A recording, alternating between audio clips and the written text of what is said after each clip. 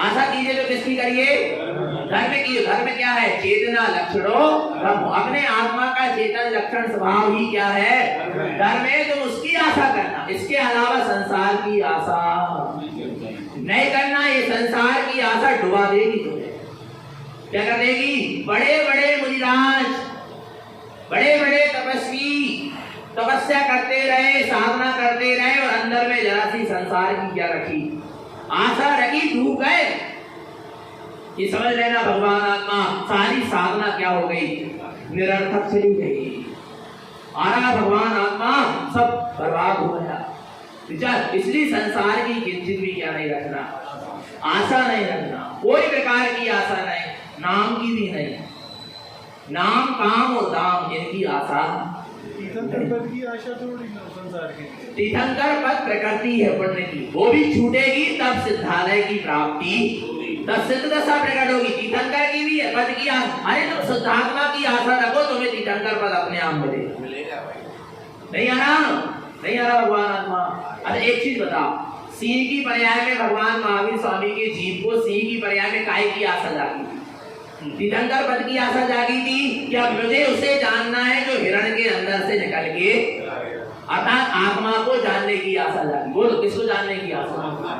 और आत्मा को जानने की आशा जागी माने आशा एक दयालु, अर्थात अपने निःशुद्धात्मा की जानने की आशा जागी, उसकी चाह जागी। आ रहा है भगवान आत्मा, तो क्या हुआ?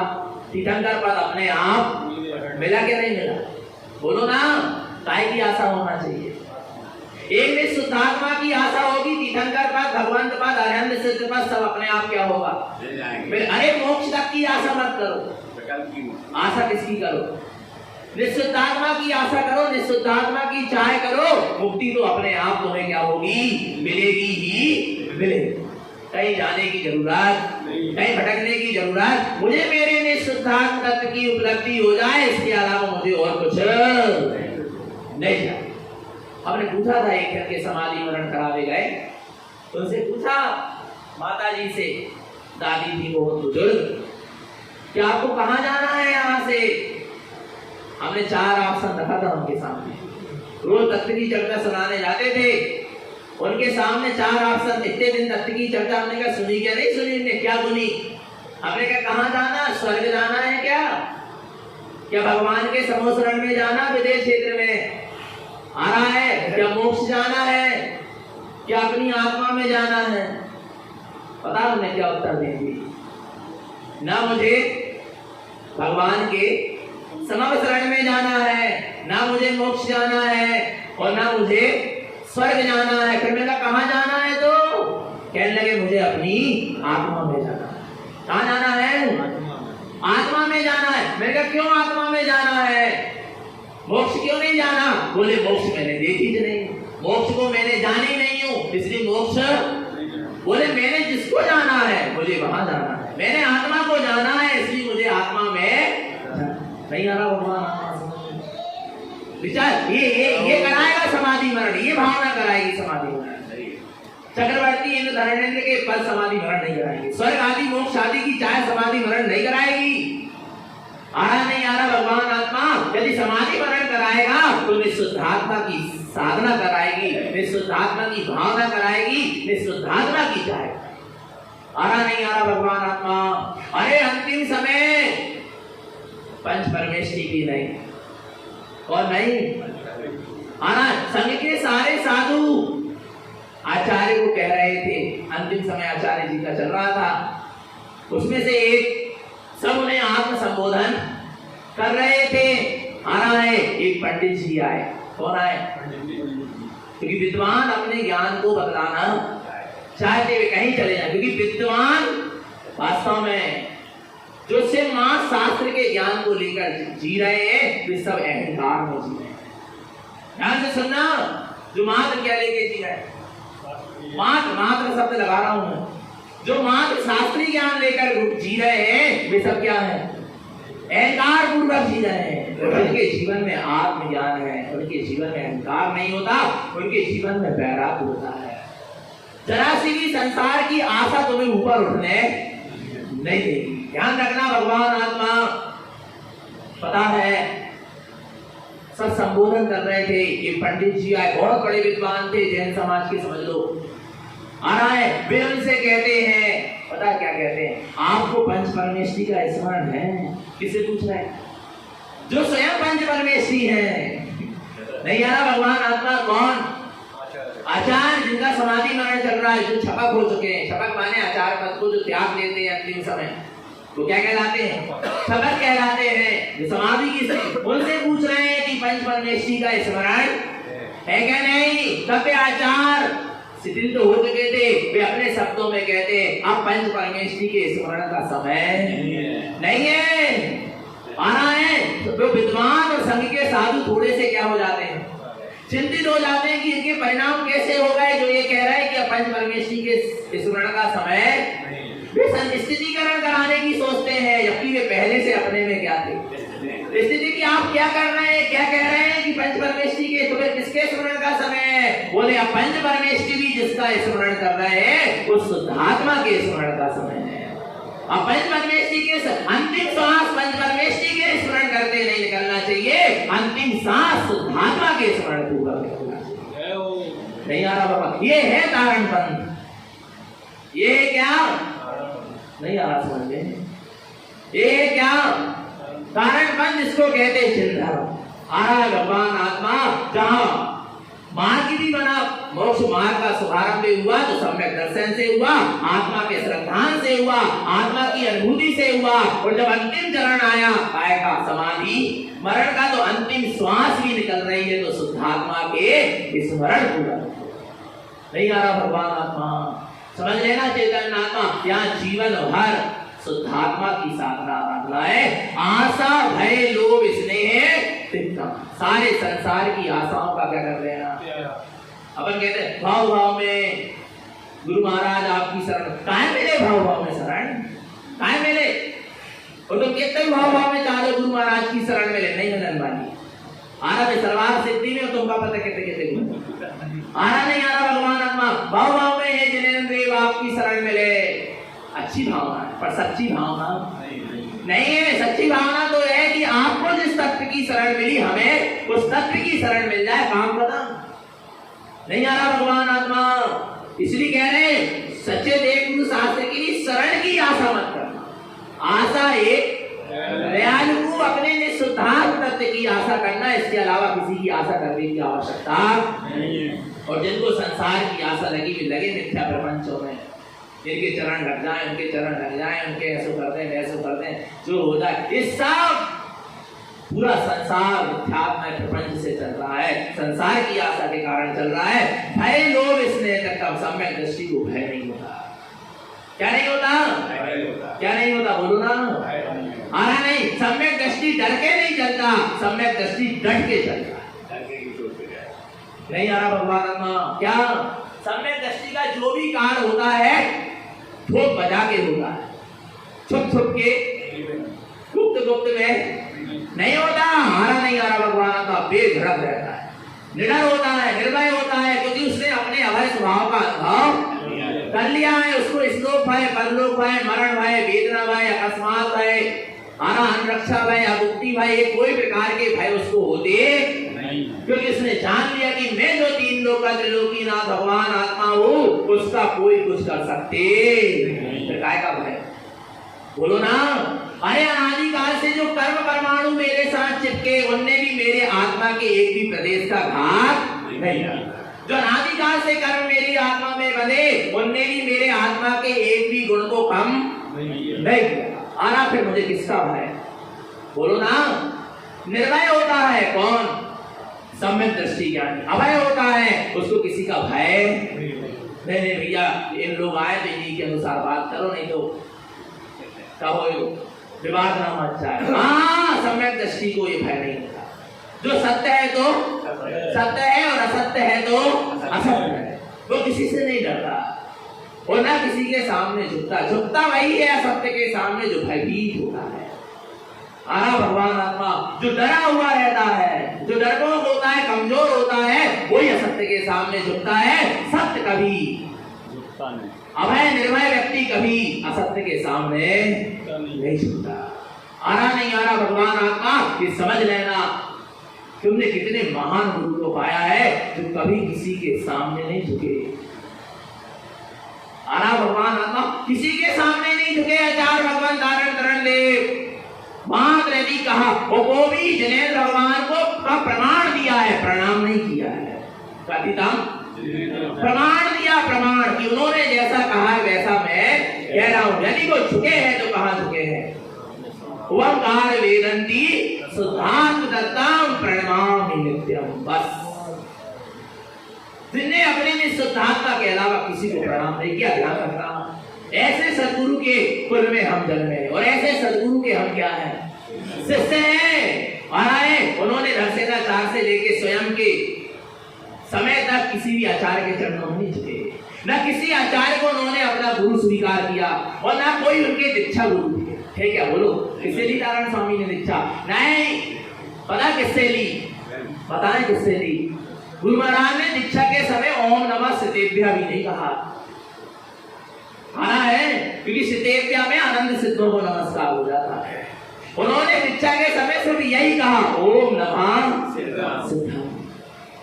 आना मैं अपने सिद्ध स्वरूप की साक्षी में क्या लेता हूँ? जिनेश्वरी दीक्षा को धारण करता हूँ। बस भगवान आत्मा समझ लेना, इतना उत्कृष्ट मार्ग था गुरु महाराज का और है, पर हम समझ भय नहीं था। तब तो जहर पी लिया पर सत्य से अरे भय था क्या? लोग कहे उन्होंने मुगलों से भयभीत होकर मूर्तियों को दीवारों में लुका दिया और सामने जलवाणी। अरे धिक्कार है ऐसे लोगों की मानता को। आना नहीं आना भगवान आता। एक तो समय वैसा समय नहीं था, दूसरी बात भगवान यदि वो चीज जिन्हें जहर पीने से नहीं डरे, नदी में डूबने से नहीं डरे, आना नहीं आ रहा भगवान आत्मा। उनको अपने घर वालों का भय नहीं रहा, अपने सगे मामा का भय नहीं रहा। आना नहीं आ रहा भगवान आत्मा जो अपने मन से तक भयभीत, जिनके 9 भय विला गए। और कितने भय? 9 भय, मन भय, झड़प भय, ये सब भय उनके क्या हो गए? विला गए भगवान आत्मा। आना नहीं आ रहा, वो डरे नहीं, डट के चले। ऐसी कोई उनके भयभीत पना से ऐसा काम नहीं। यदि वो चीज पूजनी होती तो बेधड़क पूजवा, पर वो चीज पूजनी ही नहीं थी इसलिए उसको नहीं पूजवाए। जो जिन्हें परमात्मा की देशना पंचम काल में बस एकमात्र सहारा है आत्म कल्याण के लिए, इसलिए उसकी आराधना की बात करी, जिनवाणी की आराधना की बात करी। आना नहीं आ रहा भगवान आत्मा किसी से वे भयभीत नहीं थे। ये सब मिथ्यावादियों की बातों में मत लगना। आना भगवान आत्मा वे अपने आप में निर्भय स्वभाव के धारी थे और उन्होंने अपने शिष्यों को भी कैसा बनाया? बोलो कैसा बनाया? निर्भय बनाया है, निर्णय बनाया है। आना नहीं आ रहा बाबा किसी की भी बातों में नहीं आ जाना। तुमने जहर पीने से नहीं डरा। बोलो भगवान तू स्वयं परमात्मा है ये कहने से नहीं डरे। विचार करना भगवान आत्मा तो किससे डरते? आरा डर भोंगों का मार सम्यक दृष्टि निर्भय होता है। अरे एक अविरत सम्यक दृष्टि निर्भय होता है, फिर तो वो कौन थे? भावलिंगी वीतरागी साधु थे। वो किससे डरे? किसी से नहीं डरे। आरा भगवान आत्मा तो राजम भयम ला आशा भय लोभ स्नेह, जो उसने सारी आशा भय लोभ स्नेह का त्याग किया है, ते मान दृष्टा हृदय कंठ, उन्हीं के हृदय कंठ में ज्ञान गुणमाला झूठी हुई क्या होती है? दिखाई देती है। जो डर वाले जीव होते हैं, जो अंदर से कमजोर होते हैं, जिनकी साधना में कचास होती है, क्या होती है? क्या होती है? कचास समझते हो? बाहर में बहुत अच्छी साधना दिखना लोगों की दृष्टि में और अंदर से स्वयं गड़बड़ होना। वो अपने आप में क्या रहता है? भयभीत रहता कहीं आ रहा है। और उस साधना में जब कचास होती है, यथार्थ साधना नहीं होती, उसके चक्कर में वो अंदर से भयभीत तो रहता ही है और उसके लिए नाना प्रकार के मायाचार का, झूठ का, असत्य का क्या लेता है? अवलंबन लेता है। नाना प्रकार के कर्मों का बंद करता है। समझ लेना भगवान आत्मा। इसलिए चेतन आत्मा हमेशा कैसे रहो?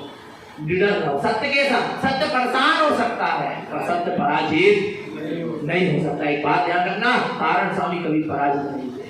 जीत ही जीत हुई क्योंकि किसके साथ थे? सत्य के साथ थे। आरा भगवान आत्मा उनको कोई ना आशा थी ना भय था। लोभ स्नेह एकदम लोभ भी नहीं होता। सम्यक दृष्टि ज्ञानी को किसी का लोभ नहीं होता। आरा भगवान आत्मा उपदेश सूत्र सार में गाथा आई है। यदि सम्यक दृष्टि ज्ञानी को लोभ होता है तो ज्ञान समुच्चय सार में आई, यदि लोभ होता ही है तो किसका होता है?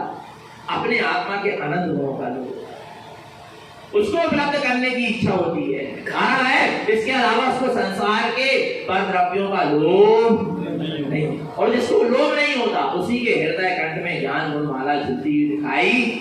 और यदि हमको भी अपने हृदय में ज्ञान गुण माला को झूलती हुई देखना है तो लोभ का क्या कर दो, त्याग कर दो। भगवान आत्मा स्नेह देखना आ रहा नहीं आ रहा, संसार के स्नेह का राग भाव का चिकनाहट का क्या करो। स्नेह माने क्या? चिकनाहट, राग भाव, लगाव। स्नेह माने क्या होता है? किससे लगाव? पर से लगाव तुम्हें अपने हृदय कंठ में ज्ञान गुणमाला झुकती हुई दिखाई। पर के लगाव जब तक रहेगा तब तक तुम्हारे हृदय में तुम्हें अपना ज्ञान स्वरूप दिखाई देने वाला नहीं है। क्योंकि जिससे लगाव होगा वही तो दिखेगा ना, नहीं आ रहा भगवान आत्मा? जिससे लगाव है वही क्या होगा? दिखेगा। जिससे लगाव होता है उसको वो 24 घंटे क्या होगा? देखता है।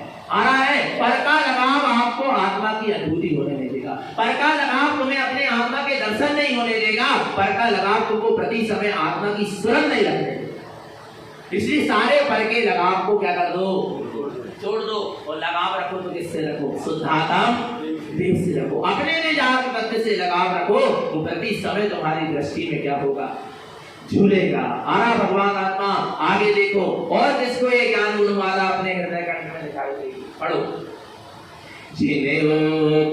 जिनस्य उक्तम जेसु दृष्टि सम्यक् धारी बहुगुण समृद्धम प्रेमादिष्टम हृदय कंठ दुलितम मुक्ति प्रवेशम कथितम जिनेन्द्रम। गुरु महाराज का उपकार देखो, वो गुरु महाराज की लघुता देखो। बार बार कह रहे कथितम, मैं नहीं कह रहा। कौन कह रहे? कथितम जिनेन्द्रम। आ रहा नहीं आ रहा? भगवान आत्मा क्या सुंदर कहते हैं। जिनस्य उत्तम जेसु दृष्टि। जिनेन्द्र परमात्मा कहते हैं जो शुद्ध दृष्टि है, सम्यक धारी बहुगुण समृद्धम। जो सम्यक के क्या है? धारी है, वे ही बहुत गुणों से संपन्न है। कौन है सम्यक? कौन है बहुत गुणों से संपन्न? जो सम्यक के, जिन्होंने सम्यक दर्शन को प्राप्त किया है, जिन्होंने निज आत्मा का अनुभूति श्रद्धान किया है, वे ही बहुत गुणों से संयुक्त है। बाकी कोई बहुत गुणों से संयुक्त नहीं है। मिलाई भी कितने ही त्याग तपस्या करें, पर सम्यक नहीं है तो कोई बहुत गुणों से संयुक्त। बहुत गुणों से संयुक्त सिर्फ सम्यक का क्या है? धारी है, क्योंकि वो मोक्ष मार्गी हो चुका है। मोक्ष मार्ग में उसका प्रवेश हो चुका है। आ रहा है जिनस्य उत्तम जेसु दृष्टि। जो शुद्ध दृष्टि है, सम्यक धारी बहुगुण समृद्धम। जो सम्यक के धारी है वे बहुत गुणों से क्या है? संयुक्त है।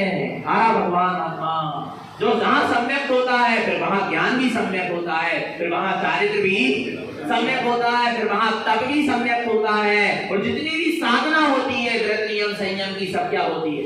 सम्यक होती है। जहाँ सम्यक दर्शन होता है वहाँ सम्यक ज्ञान भी प्रकट होता है, सम्यक चारित्र भी प्रकट होता है, वीतरागता भी प्रकट होती है, व्रत महाव्रत भी प्रकट होते हैं, साधु पद भी प्रकट होता है, जिनेश्वरी दीक्षा प्रकट होती है, और सैनी का आरोहण होता है, गुणस्थान चढ़ता चला जाता है। और भगवान आत्मा अनंत चतुष्टय केवल ज्ञान और सिद्धि और मुक्ति को प्राप्त। एक सम्यक का धारी आ रहा है, बहुत से गुणों से अपने आप क्या हो जाता है?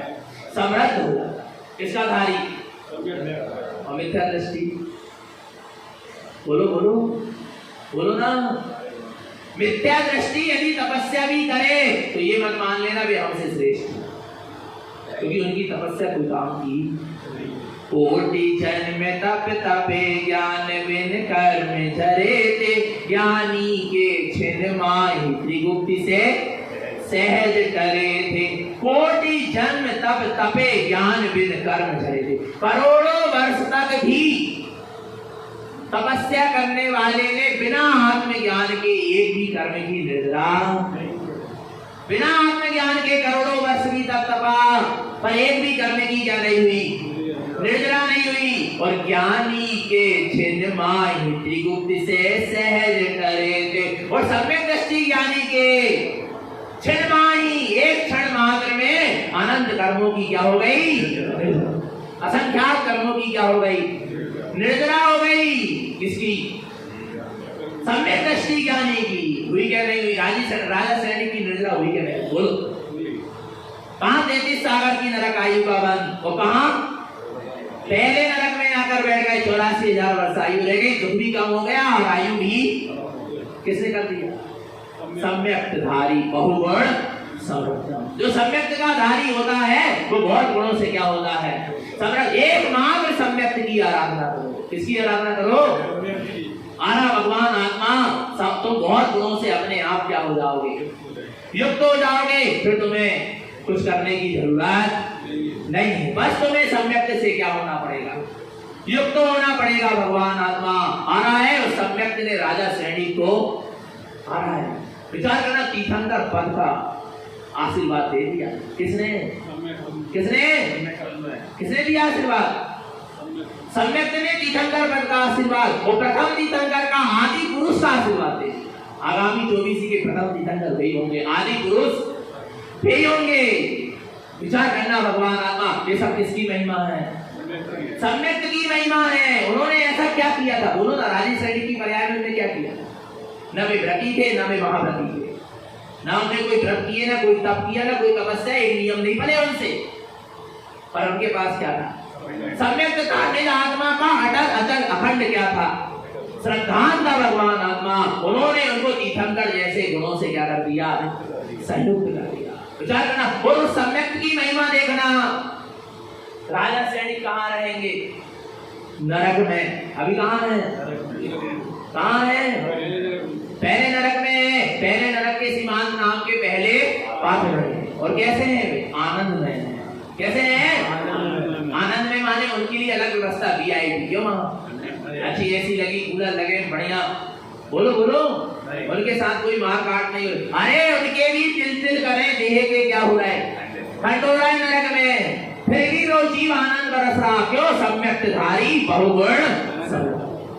क्योंकि सम्यक का धारी वो जान रहा है कर्म के उदय के बीच में भी ये कर्म का उदय मेरे में शुद्ध आत्मा का कुछ कर सकता, ये पाप कर्म का उदय भी मेरे आत्मा के एक भी गुणों को छीन सकता नहीं। मैं आत्मा आनंद गुणों से परिपूर्ण, उनको अपने आत्मा के आनंद गुणों की परिपूर्णता की दृष्टि में विरस रही है, इसलिए नरक में रहने के बाद भी वे कैसे हैं, आनंद में। तुम भी भगवान आत्मा अपने आत्मा के अनंत गुणों की महिमा आपकी दृष्टि में विलसना चाहिए, फिर आप हर स्थिति में कैसे रहोगे, आनंद में रहोगे। आपके अंदर आनंद की वर्षा होगी। बहुत गुण समृद्धम सम्यक धारी बहुगुण समृद्धम। और पाता है तीर्थंकर बनेंगे ना, और जब बालक तीर्थंकर माता के गर्भ में आते हैं, उसके 6 महीने पहले रत्नों की क्या होती है, उस समय राजा सैनिक कहाँ रहेंगे, माँ के गर्भ में आने के पहले राजा सैनिक कहाँ रहेंगे, बोलो ना, नरक में रहेंगे ना। जब आयु पूरी होगी तभी तो आएंगे ना, वे नरक में रहेंगे।